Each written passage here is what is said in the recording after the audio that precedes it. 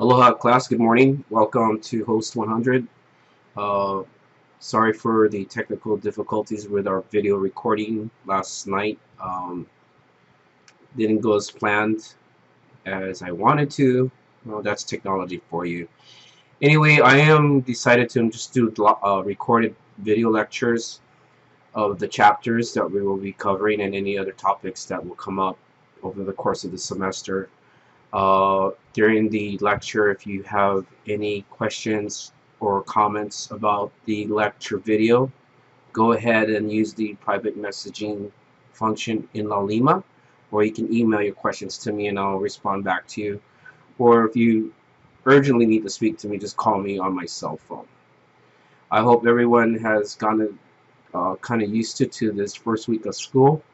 I know it's a learning process to adjust your time schedules, your whatever functions you may be doing, to being acclimated to the online learning environment of this class for customer service.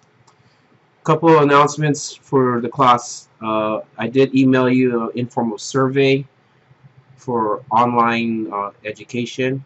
It's in your email. Go ahead and take a few minutes of your time to fill out the questionnaire. It's really simple. I've been asked to gather some data on online students and what island they're from and course majors so that we can use this information to bring more online classes to the university-wide system. So go ahead and take a moment to fill that out and email it back to me, which I will forward it on to Candice Tabucci, the division head for the hospitality program at Kauai Community College. Second on the announcements, to those who live on the island of Kauai, get good news. We have about 11 laptop computers in the business building. They're Lenovo laptops, brand new, which was provided by a grant that was for the college. These laptop computers are specifically designed for online students who need a laptop computer while on campus, which would normally not be in class. It's specifically for the online students' use. It is a rental, so I guess when you check in and check out, check in and return it to the see Carol at the business office for borrowing the computers. The computers are brand new, so great. I mean, we have new toys to play with for us for our educational purposes. Um, as of I know of, they're being configured right now with software, so give it about a week for IT to take care of this for you folks to use. They are rentals, so you're welcome to use it. Please sign in. Make sure you have your ID with you, student ID, to verify that you are an online student. Make sure you return the computer after you're done. Uh, Also, please make sure you have your flash drive with you so you can save your work on your flash drive. Don't forget to use that.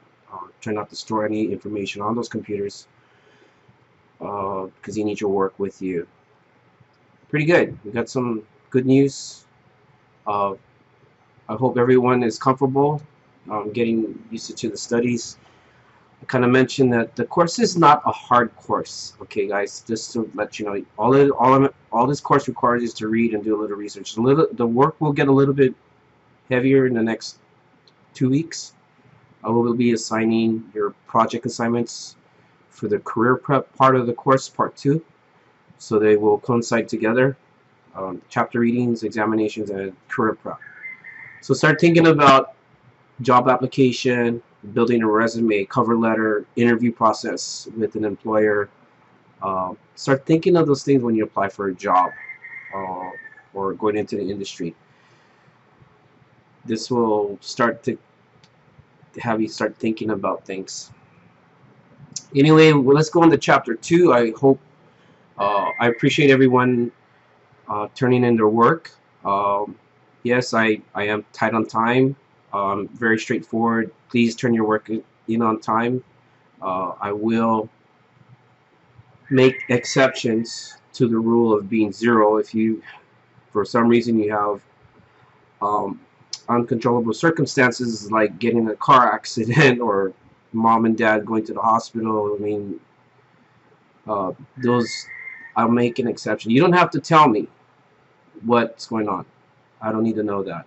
But on extreme circumstances, I'll make an exception. But for the most part, when the work goes up, you have at least 6 days to do the work. So if you're not busy, take some time to read your chapter, look at the questions, answer the questions. Pretty straightforward, very simple, 10 questions. If you read the chapter, or like I've suggested, read the questions first, and then look for the answers in the text as you're reading along. It's a lot easier that way. I tend to find it for myself a better approach. I'm not stressed out, and you get more information out of what you're reading. Once again, please turn. I appreciate everybody. We had at least a 95% turn-in rate. I appreciate that's really good for everybody. Congratulations. Participation is very important to this class and the learning experience. It's showing that you are reading, you are engaged, and you're doing your work. Once again, please turn your work in on time. You have 6 days to turn in your work, so that's a lot of time. Unless if you're extremely busy working, family, please squeeze in some time for yourself to do your homework. It'll take probably 2 or 3 hours of your time to answer the questions if you've read the chapter already along with the PowerPoint. Any other announcements at this time? No. I will have the finalized syllabus done by tomorrow, Thursday. Check your emails.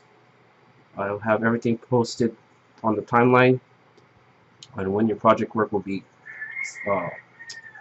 announced.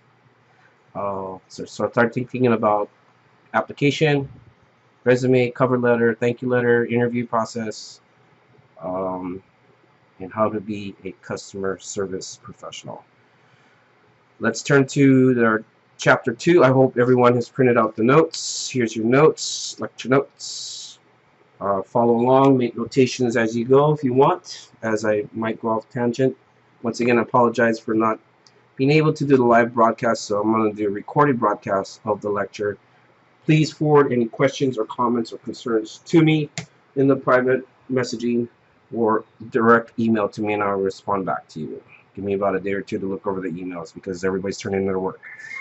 Also, discussion questions and discussion of the question of the week will be all on Laulima, so follow the thread. Submit your work through the thread. Don't email them to me, for I want to try to keep everything centralized on Laulima. Get the grades back to you faster. It'll help me for my time management to grade your paperwork and give you back your grades as soon as possible. Okay. What else?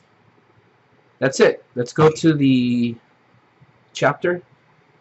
You'll see the PowerPoint's ready to go. Chapter 2, contributing to the service culture. I hope everyone's read the chapter. The chapters do get a little longer. There's a lot of bullet points, so I'll just breeze right through this. Sit comfortably for the next hour with me and listen along as I go through the PowerPoint slides. First off, I like putting a little comment of my own in the lecture notes. So we're talking about culture, organizational culture in the service industry. Read along with me with your notes at the top paragraph. Organizational culture is at the heart of the company or organization, and the employees of the company / organization will often reflect this culture in the way business is conducted and handled. When businesses or organizations operate with integrity and deals with their employees with fairness and equity and treat their customers with respect and dignity, this standard and the developed culture attracts and retains employees and respected clients and business partners. In this chapter, we will cover what is culture in the service industry, and why is it important for service professionals to reflect the culture of the company or organization they represent. One of my favorite slogans I like to use in hospitality is Bill Marriott, Chief Executive Chairman of Marriott International. He quotes, well, it's supposed to be when a company or manager takes care of the employees in return will take care of their guests or customers. So true. Um, when we have management support for us as the customer service frontline personnel, gives us the tools and the resources and training, we in return were able to execute our jobs effectively by providing excellent customer service and meeting the needs of our customers and guests. For hospitality, it's guests. In retail, it's customers, or they're interchangeable. So let's look at our learning outcomes. Kind of widen this a little bit. Okay. Here are learning outcomes for Chapter 2. Explain the elements of a successful service culture. Define a service strategy. Recognize customer-friendly systems. Implement strategies for promoting a positive service culture. Separate average companies from exceptional companies. Identify what customers want. Service environment. The service environment of a group or organization meet up its values and beliefs and norms and practices. Okay, so we did do that. Well, 6 bullet points. Okay, cool. Anyway, let's look at what defining a service culture. As you look in your text, the service culture begins with the philosophy or mission. Why are we here, and what are we doing? What's our mission statement? Why is a company in existence? What is our purpose as a business entity? So let's look at this customer service centric organization. Okay, so if you look on page 48, you have a typical hierarchical structure, figure 2.1 and figure 2.2. It's a customer centric organization. As I mentioned, traditional organizations follow top to down structure. So senior management, middle management, supervisors, team leaders, frontline personnel, and then to the customer.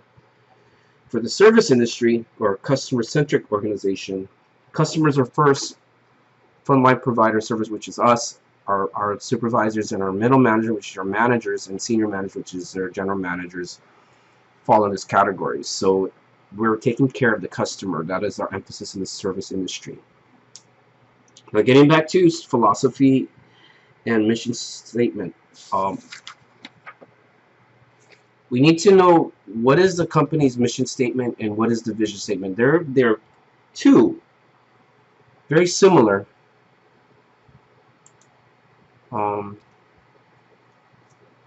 actually three. If you do service philosophy and mission, mission and organization's direction or focus that supports day-to-day interactions with the customers. Mission statement defines the organization purpose and objectives and how to attain them. And the vision statement communicates an organization values and purpose and explains what the organization wants to be.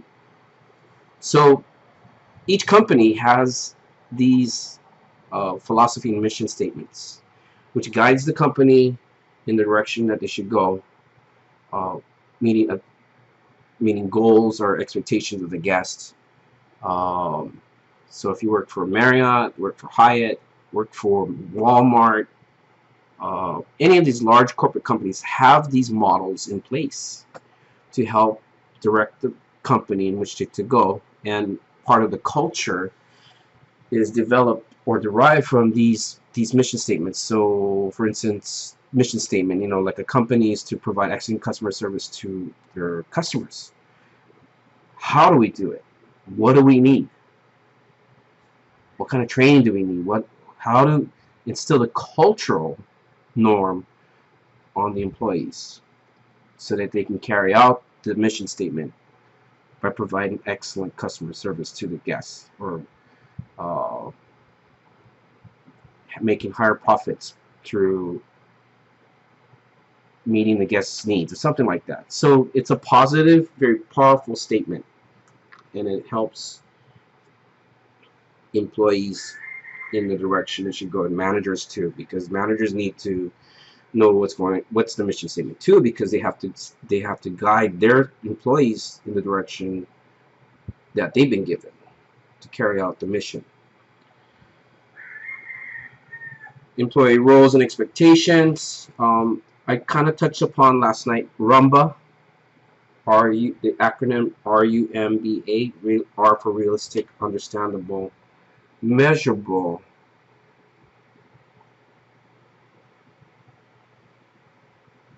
believable, and attainable. Let's back up to slide number 5. Okay, the elements of a successful service culture. These 8 points are key. Delivery systems, the service philosophy or mission. I kind of touched on that. Employees' roles and expectations, policies and procedures in place, management support, the products and services that are offered, motivators and rewards, and training, all contribute to the service culture. So each of these mentioned in our slide plays to the part of the service culture. So we'll go one by one very briefly. So we touched upon the mission statement. Let's go to RUMBA. So the employee's expectations and roles. RUMBA is the criteria used to establish a measurement employee performance goals. So realistic. Your behavior and responsibilities must be in line with the reality of your particular workplace and customer base. So that's pretty straightforward. Understandable. You must have a sound understanding of your performance goals before you can act appropriately and effectively, just as you need to understand how to do your job and how to communicate with others in the workplace. So you need to understand what you're doing. What do you need to do to reaching your goals? What standards are set in place to aid you in, have you gotten the training? Do you have the policies and procedures in place to respond to customer needs, or how to deliver the product? Measurable. Can your performance be measured? Yes. Typically factors in time, productivity, quantifiable results, revenue, and manner performance. So there are measurements in place to assess the level or how much you can do or how much you've accomplished. Is it believable? Are the goals attainable given the resources that you have? Maybe limited. How do we get there? There are methods in place for us to get there. Are they believable? Yeah, most times. If it's well planned and well thought out by managers and supervisors, us as the frontline employees should be able to carry out the mission. Are they obtainable? Obtainable given the right training and management support in the organizational and the tools for assistance. So we need our resources, we need our tools to work with, we need the software, we need the technology, we need the training. What are the rewards for being successful in completing a task or a project? That's important.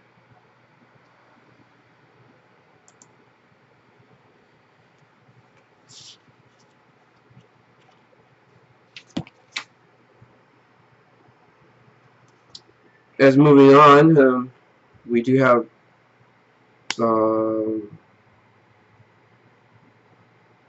here are some roles in larger service organizations. You can take a look at these these bullet points. 2 of them that I kind of hit on that's important is important personal communication skills. Are you able to speak? That's for one. And more importantly, can you listen? Are you able to listen attentively and carefully to other people? Integrity, loyalty, and strong ethics. This is important to the way business is done. Are you trustworthy? Are you credible? Are you loyal? So integrity is key to any business we do as customer service. We need to make sure that we are doing things ethically, and we're not violating any law or procedures or regulations. So that's important. Roles in smaller retail organizations continually update knowledge and skills. Continuous training is always good for all the staff because you need to continuously learn to keep competitive in the marketplace. Strive to deliver service equal to that of bigger organizations. So smaller retailers strive to provide excellent service just as their large competitors. It doesn't matter what size of the company it is. We are catering to our service, to our guests and our customers, to providing them service and making sure that our customers and guests are satisfied. That's the twin of customer service, is customer satisfaction. And we'll touch on more of that later on. Be customer centric. We kind of went through that. That as frontline personnel, we're there for the customer. Our supervisors are to back us up, and management is supposed to support us with the tools and the training and resources in order for us to carry our jobs.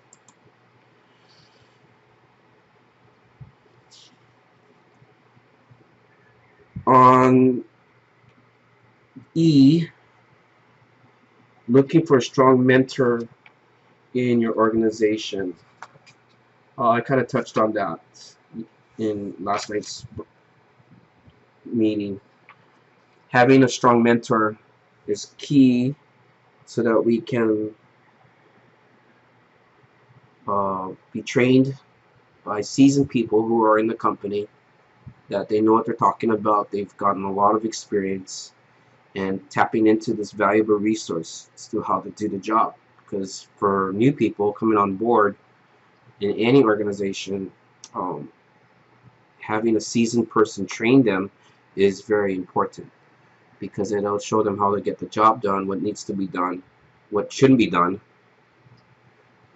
So that's having a mentor in your life, like myself, teaching you customer service is key. So coming under the wing of a manager, seasoned manager, if you're into management, is key, because you start to learn what it takes to be an effective manager or supervisor. For myself, I've been mentored by others, and I also mentor others, so it's a chain effect. So look for a mentor for your career building. Always look for that when you're new in a job. So here we're talking about employees' roles in nonprofit organizations. These are like your nonprofits, United Way, credit unions, Alamapona organizations, nonprofit organizations, yet are important too, because they do have an organizational structure. Some of them is, like I keyed on, is interpersonal communication skills, initiative, and integrity. You know, are you able to communicate with your peers, your coworkers, your friends, customers, family? Have integrity? Do you say what you say? Will you do what you say? Will you follow through? That's part of your integrity. So, if you say something, you're gonna do it. Do it. Get it done. Don't say something and promise something and you don't do it. That's part of integrity. Keeping your word. If you can't do it, don't say it. Just make sure you use Rumba in any of your business decision-making processes. Alright, so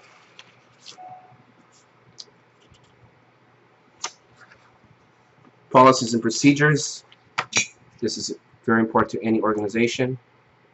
You can read that for yourself. Basically, follow the rules, then the policies and procedures that the organization has in place. This is along with having a strong work ethic in anything you do. Having strong work ethics is very visible by your supervisors. Do you cut corners? Shouldn't. Are you hardworking? Do you have integrity? Do you follow through with you need to be accomplished? Are your tasks completed? Is the guest satisfied? So make sure we follow the rules and regulations and procedures. Try not to cut corners in delivering excellent customer service, but be effective and thorough.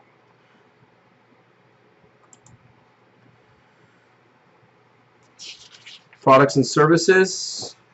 Um, what type and quality products do we offer that contribute to the organizational culture? So this is tied to brand name of products and how they relate to the company.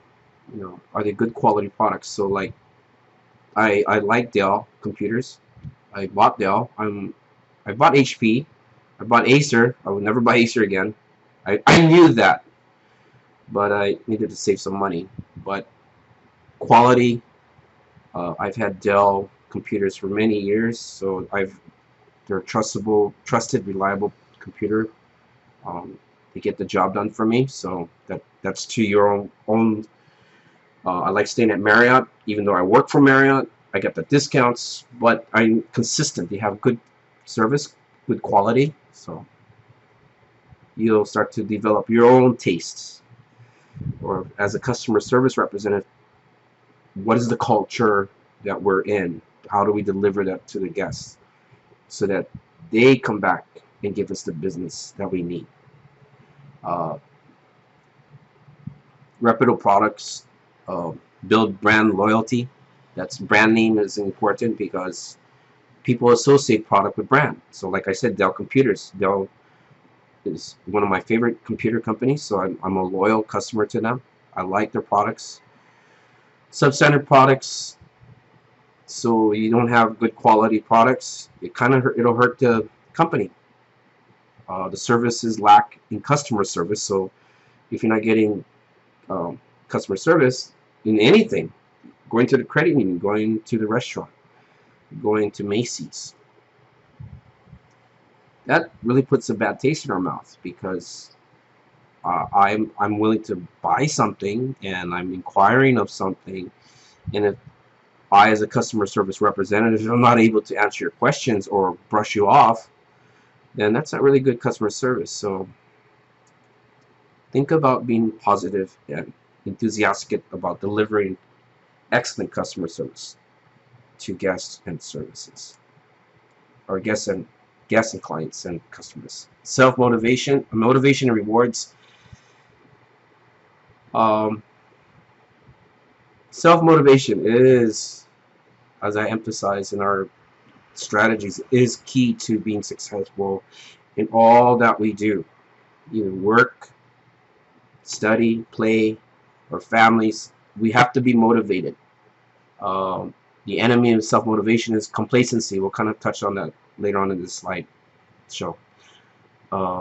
So having a positive attitude, being around positive people, having positivity in your life, not negativity, positivity, being happy, enthusiastic, joyful, hopeful, taking pride in what you do is key to self-motivation, self-esteem, and self-confidence. They're all related together, and they're all tied together.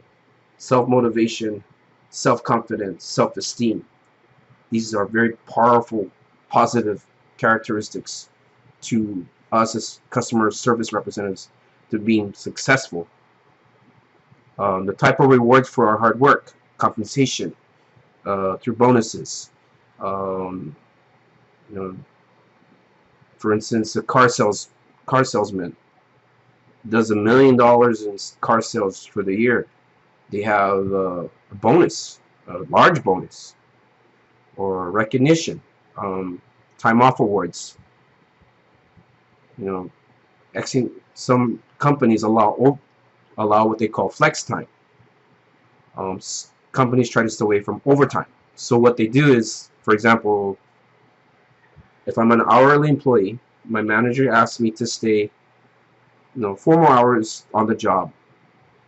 They usually ask you, would you like to work overtime or comp time, which is same as time off. For the most part, comp time is an accumulation of hours which you can use later that will help the company not pay overtime. but you can use these hours later on for time off. So you still get paid, but you're not getting paid overtime, but it works in your favor. So for instance, you work a 40-hour week, you work 8 hours over, not overtime, I want the comp time. That 8 hours, you can use, say, boss, I can use it later on, and say, yeah. So take a day off on Friday. I'd like to use my time off, and say, oh, okay. So you still make you work 4 days, and you get 1 day time off. So you still get paid. Most companies will try to stay away from overtime because it's very expensive for them, and from my own experience, overtime is not, if it's needed, they'll ask you. So that's key, especially during the holidays when retailers go crazy to making the sales. That's where the big bucks come in. Employee recognition. Employee recognition is important because, you know, if you're a top performer, you need to be recognized. You need to be thanked for your accomplishments. So these are key positive motivators to our self-esteem, especially when we're high-performing, not only as students, but as employees of a company. We want our manager to tell us, thank you very much, you did a really good job. Or at an awards ceremony for the top sales, retail sales, either with a plaque or a trophy, gift card, candy, you know, we want to be recognized for our efforts to the contribution of the organization's success, because being positive and being motivative, I can't stress that enough, because that's important to our own well-being as a customer service person. We have management support. Okay, strive for improvement. We always will continue to learn. It is a matter of our own initiative to take on new jobs, learn new skills, get a mentor. I kind of talked about that, partnering up with a seasoned person that is very successful and very positive. You don't want to get somebody that complains and is negative and grumbling about their job. It's not going to help you. So when you're on the job, look for these key people that are positive, that are seasoned, experienced, and are willing to help you. Avoid complacency. So this is our evil twin of self-motivation. Avoid complacency. Being complacent, being lazy, being not diligent in our work. So be aware of this. When you start to feel complacent and the job starts to become monotonous and mundane, find something else to do. Learn something else. Help others that need help. What I call, or what the term used, stepping out of your box or your comfort zone. When we start to develop comfort zones, or we become complacent, I know I'm complacent too. I get that sometimes, and so I got it myself. I'm also preaching to myself, is not to be complacent. So be cognizant of complacency. That's where being positive and motivated will help you overcome this. Complacency also comes with cutting corners. So to get the job done, please don't do that, because if you let complacency set in, you'll start to cut corners. It won't help you, because if you get caught by your manager, guess what? Disciplinary action. You don't want that. You want to do things correctly, appropriately, effectively, following policies and procedures in place. And it's ethical. Anyway, let's move on. The effective, here we have the effective characteristics of a mentor. You can take a look at that. Communication is good, charismatic, or enthusiastic, trustworthy, creative thinker, self-confident, good problem solver, can think critically. In today's highly competitive retail world, or product world, service world, we need to be able to think critically.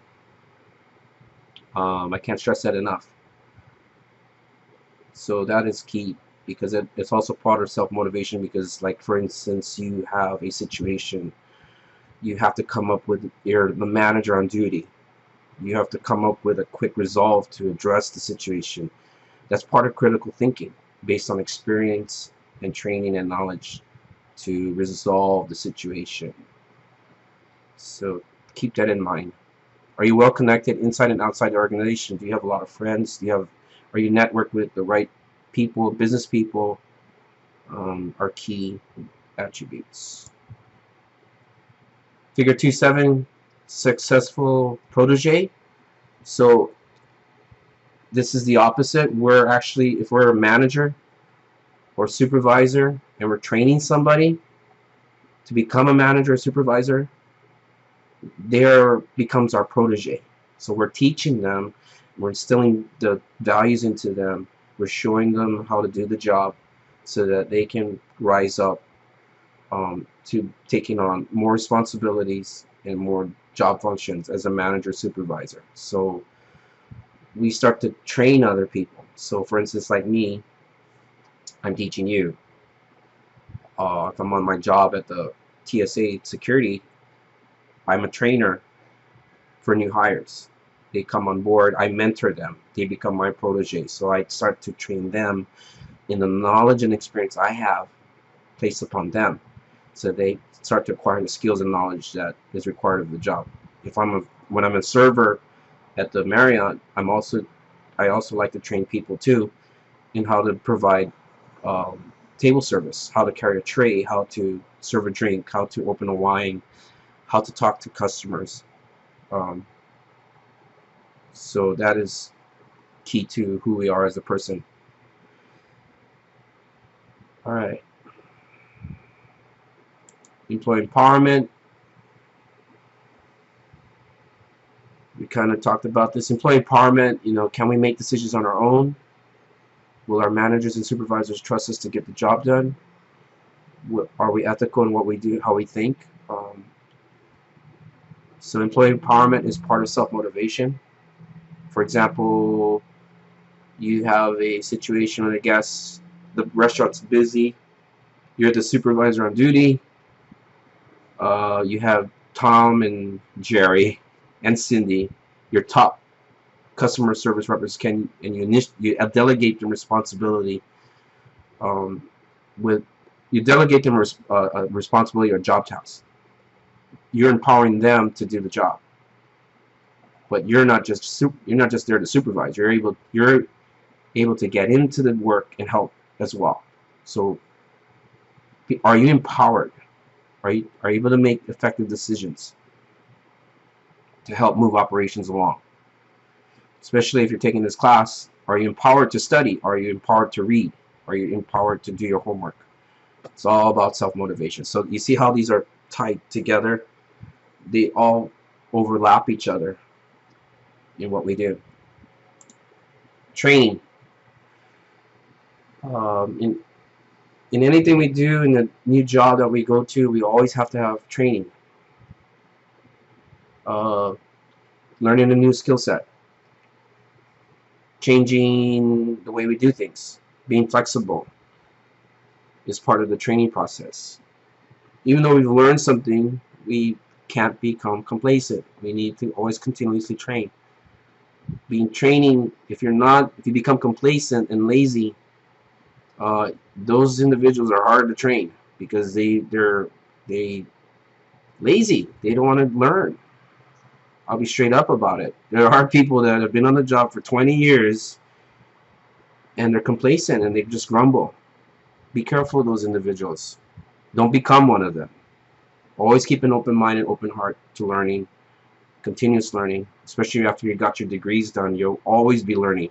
Like myself, I'm teaching you folks about this, and I'm also working on my master's. I'm learning something more intense, and I'm also learning about photography with the technology and how to take better pictures. So I'm myself is continuously learning because I'm motivated to learn this stuff because it makes me excited. It makes me positive. It keeps me up to date. That's part of training, keeping you up to date with what's going on in the world. Having a new computer, what kind of computer software we're learning now. That's part of training.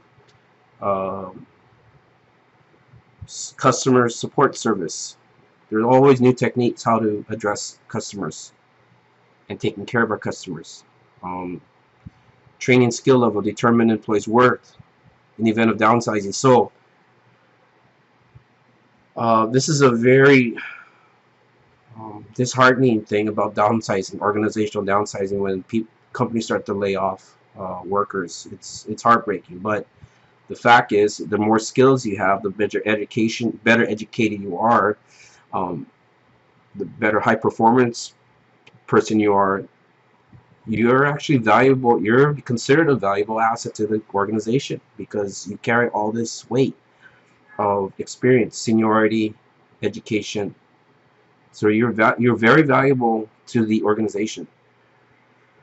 So keep that in mind about skills and knowledge and training. It comes along with experience and seniority and time on the job. And most importantly is having your college degree in hand when you're applying for a job. Establishing a service strategy, know the customers, determine where the company is and where it needs to be. That's part of the goal setting and the vision statement tied to that. Continue reevaluating role based on daily experiences. So we need to evaluate how our company is doing, how are we as a person doing. That's our usually what they call APR, annual performance reviews by managers. So there's certain criteria set in place for you to meet expectations or not expectations or need training. So your manager or supervisor will sit down with you and reevaluate your performance in the job. That's critical to your own career development because that'll help you get promoted because you have a high level of work ethic and you have a high level of integrity that comes with experience and knowledge. When in doubt, approach coworkers or supervisors for guidance. So even if you're a manager, you also have somebody above you, your director, and so on and so on. That's where the hierarchical structure comes into place. You always need guidance from someone that may have more knowledge than we do for tapping into their knowledge base on a situation that you may not have the answer to, but they may know because they've been on the job longer. For example, I've been a server for many years. I've encountered many different scenarios with the guests and providing customer service. New workers that come on board starts to identify with the culture of the company, true, but also day-to-day operations. When encountered with a guest situation, how do you handle that? Well, you usually turn to people that have been in the job for a while, or you can turn to your manager for guidance and support because they usually have the answers. They usually have the power and authority to take care of the situation. So know who your allies are. Customer-friendly systems refers to the organization, seamless to customers, to ensuring that things work properly and the customer is satisfied. So the components, advertising, complaint, and problem resolution. So when we talk about seamless customer services, for example, I used last night is like you have a product. Okay, you have a product. Where's my iPhone? Okay, so I have an iPhone. I just bought it from Walmart. Okay, so I have an iPhone. Something happens to this phone. I need to. What do we do as a customer? We usually go back to the store. We see the customer return and exchanges desk. So, for example, let's illustrate Walmart. I used this example last night. I bring the product back to customer service. They ask what seems to be the problem. Then they provide a solution. You can have an exchange for the same product or get a refund to your credit card. For the most part, I'd rather have my credit card accredited. And what they do is they take the product, they take the receipt, they take my credit card, and they usually refund my credit card. And they said, and how they interact with me, are they smiling at me, are they cooperative with me, are they talking to me with empathy? We'll kind of cover that in the next few slides. And they're taking care of my needs without question, without being frustrated or brushing me off or giving me attitude. They're very helpful, they're cooperative, they're smiling, they're apologetic, and they take care of me. Done. I'm like, whoa, that was quick. That's how customer satisfaction comes into play. Advertising, you know, when a company advertises something, that's important to follow through to make sure they deliver upon what they're offering or promising in their advertisement. So truth in advertising, you'll learn this about truth in advertising if you're taking marketing classes in business. Complaint and problem resolution, I kind of touch upon that. So if I am not happy with my product, or if I'm sitting in a restaurant, I'm a patron, I order a steak, filet mignon, medium rare, comes out to me, it's served to me, it comes out well done. Yeah, I do have a problem with that. When I cut into the steak and I'm eating and I'm like, hey, this is supposed to be medium rare, it's well done. Calling this waiter over, waiter or whoever, hi, my steak didn't come out the way I wanted. Are you able to prepare me a new steak? Or then the server will come in. I say, I'm sorry, sir, I'll take care of it. That's the employee empowerment that I'm talking about, is that the server is able to take charge of the situation, be apologetic, and have the problem corrected, and make sure that I get what I ordered. That's part of customer service and complaint resolution, and being empowered to take care of the situation, not having. Now, if I was mean and rude, and which I'm normally not, but you know, we all have situations in dining out where we get upset because service is not what we expected, and I'm very unhappy. And it comes to the point where I need to talk to the manager. That's where the manager comes in. So if we're on the flip side of we're the manager of the restaurant, we will come over and listen to you and see what we can offer. See the empowerment? The manager is also empowered to help you, help the customer, help the client. So that's that. Service delivery system means by which an organization effectively gets its products to its customers. A direct system, indirect system. So I use the great example of Amazon. When you order something online, what's the process? They take your credit card, they give you confirmation number, they give you shipping number for UPS. You can track it when it's going to get here. Like for today, I have 2 boxes coming in from my DJ system, so I'm keeping track of that because I want to take it out of the box. I'm a big kid, so I like toys.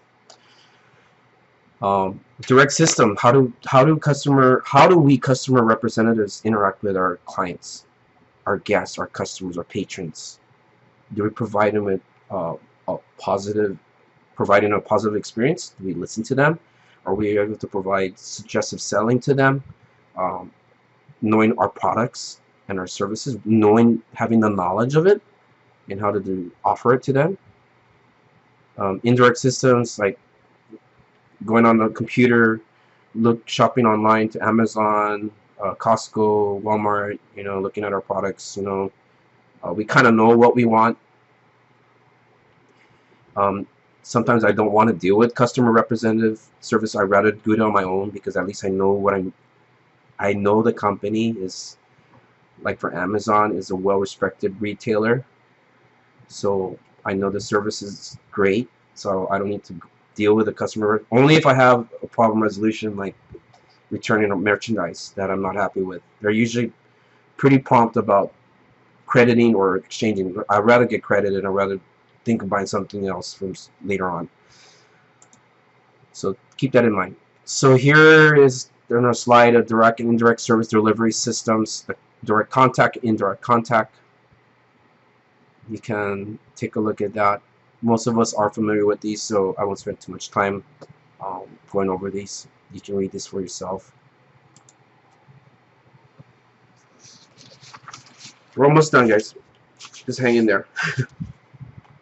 So we're talking about third-party delivery systems, delegating, assigning, hiring outside organizations and individuals to assume and eliminate newly created roles for an agreed upon price. So third-party delivery systems, there are some positive sides and negative sides. You can take a look at their bullet point list on your handout. For an example, Amazon, not all the products are in the Amazon network or warehouse. They're usually contracted through other vendors, that's third parties. They're like the middleman to bringing the products to you.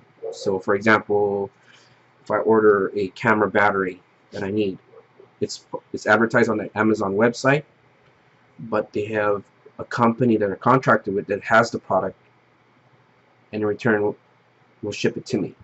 So that's when we're talking about third-party delivery, outsourcing, offshoring.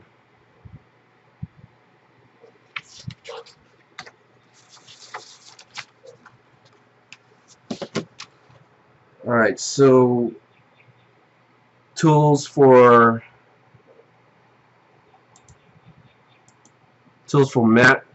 measurement. So we do have management companies have tools in place to gather data information on how the products are doing, the services doing, how the employees are doing. Some of the things I touched upon last night was walkthrough audits, on-time management, inspections, mystery shoppers. So walkthrough audits is, like managers walking through the department, doing the checklist, making sure everybody is compliant to rules and regulations. On-site management visits, so we have corporate come down and visit the hotel property. That's a common practice for seeing how the property, for instance, Marriott Hotel goes through, or any hotel company goes through a massive renovation project. The corporate managers of development usually comes down and do a checklist and oversees what's going on, what needs to be changed, how much you're going to invest, blah blah blah. So that's a level that's beyond us right now. Management inspections, so managers of the region, directors come down and they do walkthrough audits. They're closely related, so they go to each properties of the hotel, make sure they're compliant to products and standards. They check their data, make sure how we handle complaints, what's the revenue like, are we losing money, are we making money, do we need to do cutbacks, do we need to lay off. So these are taken into consideration for management's ability to manage the company. Mystery shoppers are people that act as normal customers, but they're hired by corporate to ensure that the company or the employees are compliant, are they following procedures, how they are dressed, how they're groomed, are they talking properly, or did they know their products, did they know their knowledge. So these mystery shoppers come in and they do a checklist. They very specific on like how the dining room looks, is the server friendly. So these key things these mystery shoppers take note of, and they report back to corporate. Then they fill out a report, and it comes back to the department, either positive or negative. Hopefully positive. We all want positive reports. That's cool. A negative report, for example, this our mystery shopper came in, he evaluated the server. Server was unattentive, took too long, was talking story with their other peers, something. Yeah, so the report comes back to management. Manager gets a report. The manager has the name of the employee. It's kind of brief with the crew that we had a mystery shopper came through. His experience was very bad, but we can take it a negative and make it into a positive. How can we learn from this as a customer service representative? What kind of training do we need to have in place? Eventually, the person or individual needs to be retrained. They need to be counseled. They need to be ask what happened.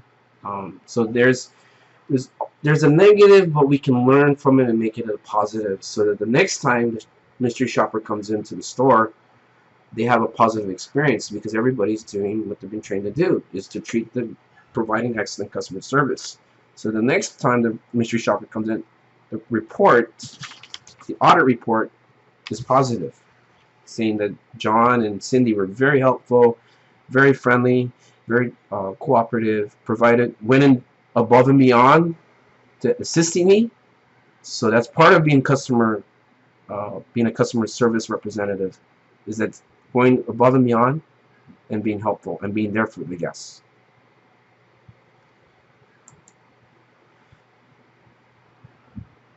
Slide 25.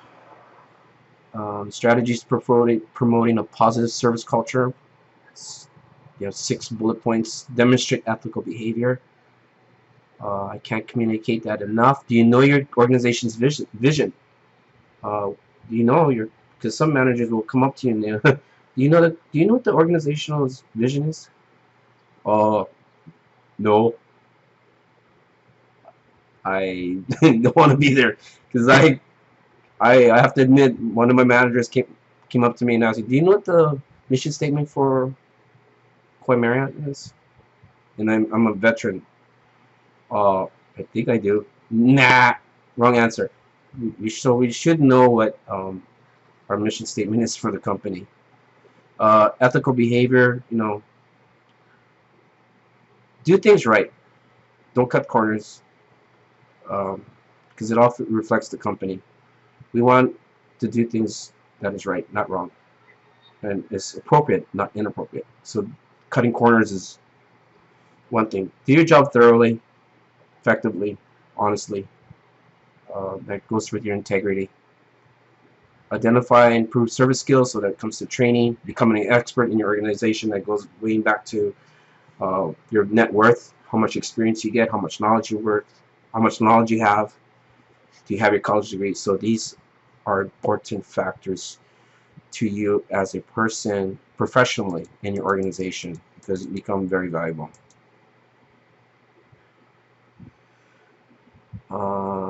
Number 26, demonstrate commitment. We all need to be committed to our companies, to the goal and the mission statement of our company.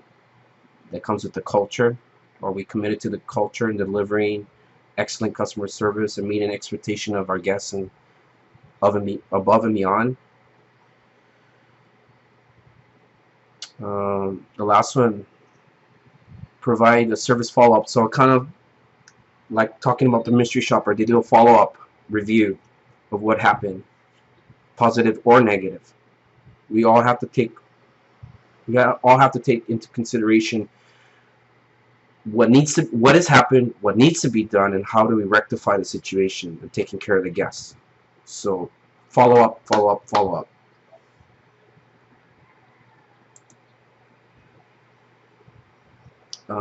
Separating average companies from excellent companies. So we want to be the best in what we do.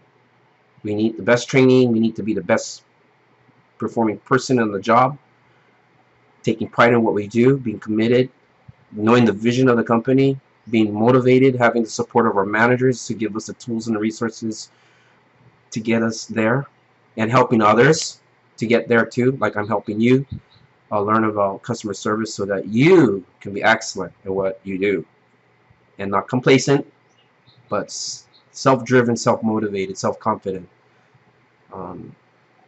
to getting the job done. Here's some more continuing, what makes average companies different from excellent companies. So communication at the front line.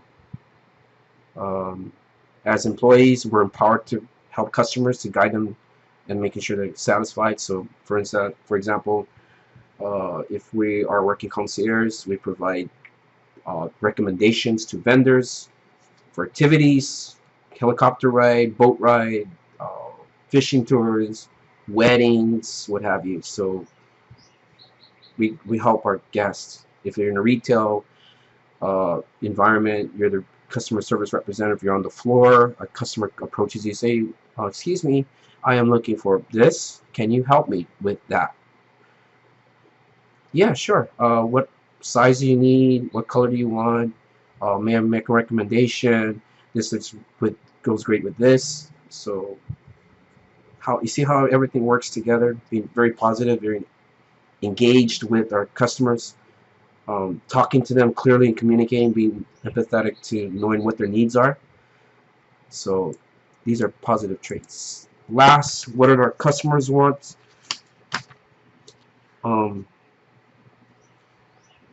Personal recognition. Oh, that looks great on you. May I recommend something else with that? Or that's an excellent choice of fish. May I suggest having some shrimp with it, or a glass of wine? So the customer wants to feel great. We want to have a positive experience. Tell me I look beautiful. Make me feel like I'm excited. Make me feel I'm valued. So personal recognition, we can extend that to and being truthful and sincere about it, not being fake and shallow, but being sincere and true that does look good on you. May I recommend something else? Courtesy. Are we polite? Are we cooperative? Do we say please? Do we say thank you? Do we have a smile? Are we helpful? Um, not don't have to be aggressive, or it's good to be assertive, but within reason. Timely service.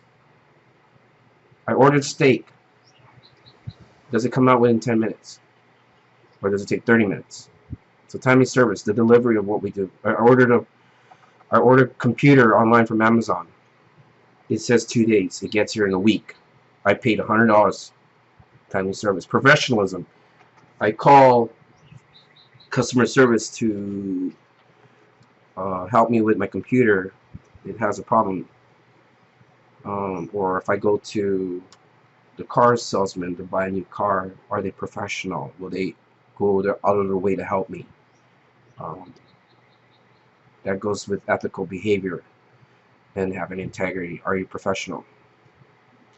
Enthusiastic service. We need to get excited. We need to be happy. We have to know our products so that we're enthusiastic to sell our product or service to our guests and clients.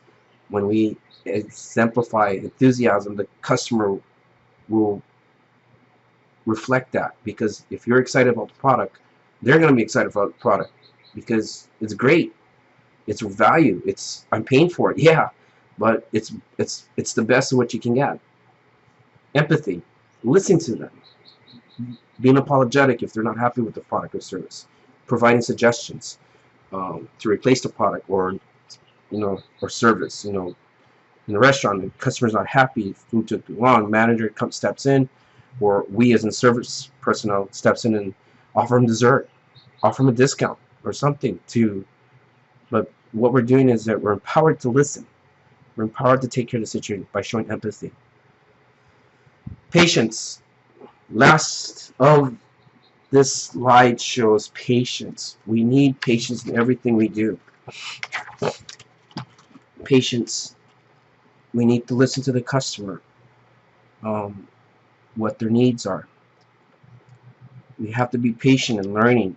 We have to be patient of taking time out to listen to our customers. Anyway, this concludes the culture portion of chapter 2. Whatever organization or company you're in, it's good to know what the culture of the company is in or business is in. If you're a manager or leader or supervisor, your employees will look up to you for the culture, value, norms to be instilled in them so that they can model it correctly. So know what your customer, know what your mission statement is, your vision statement, and it's important to goal setting and moving your company in the direction they should be going. Anyway, thank you very much for listening in. If you have any questions or comments, please email them to me. I'll be doing recordings for now until I rectify the problem with Blackboard. So, yeah, I have to go to customer service for this, and hopefully they can help me. Anyway, take care. God bless. Aloha.